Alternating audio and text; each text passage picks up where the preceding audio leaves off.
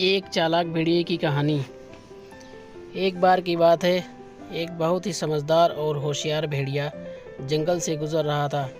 तो अचानक उसे एक मरा हुआ हाथी दिखाई दिया।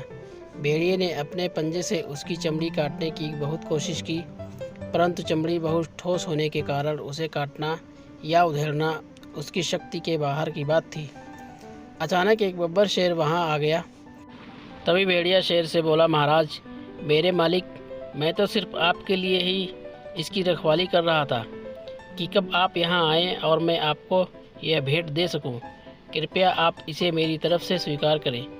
बब्बर शेर बोला, तुम्हारा धन्यवाद, परंतु तुम तो मेरा स्वभाव जानते हो कि मैं किसी दूसरे के द्वारा किए गए शिकार को स्वीकार नहीं करता। मैं अपनी खुशी से तुम्हारी यह भेंट तुम्हें सौंपता हूँ। इतना कहकर बब्बर शेर अपने रास्ते हो लिया। परंतु मुसीबत अभी ख़त्म कहाँ हुई थी। अब एक साधारण शेर वहाँ आ पहुँचा। वह झट से बोला, चाचा जी आप यहाँ मौत के मुंह में कहाँ घूम रहे हैं? शेर बोला, क्या मतलब? भेड़िया बोला, चाचा जी, इस हाथी को बब्बर शेर ने मारा है और मुझे इसकी रखवाली करने के लिए यहाँ छोड़ा है। जाते जाते राजा जी मुझे यह कहकर गए थे कि अगर कोई शेर इधर उधर से गुजरे तो मुझे सूचित कर देना। अब मैं इस जंगल में सारे शेरों को ख़त्म कर दूंगा। इतने सुनते ही शेर की हवा सरक गई।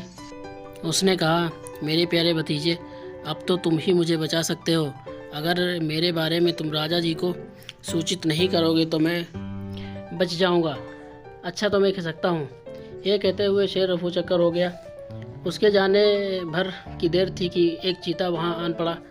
भेड़िए ने मन ही मन में सोचा कि इसके दांत बड़े नुकीले हैं, क्यों ना हाथी की चमड़ी इसी से कटवा लूँ। बस फिर क्या था। वह झट से बोला, क्यों भांजे, कहाँ रहे इतने दिन? बड़े समय से नज़र नहीं आए। और क्या बात है, बड़े कमज़ोर और भूखे लग रहे हो।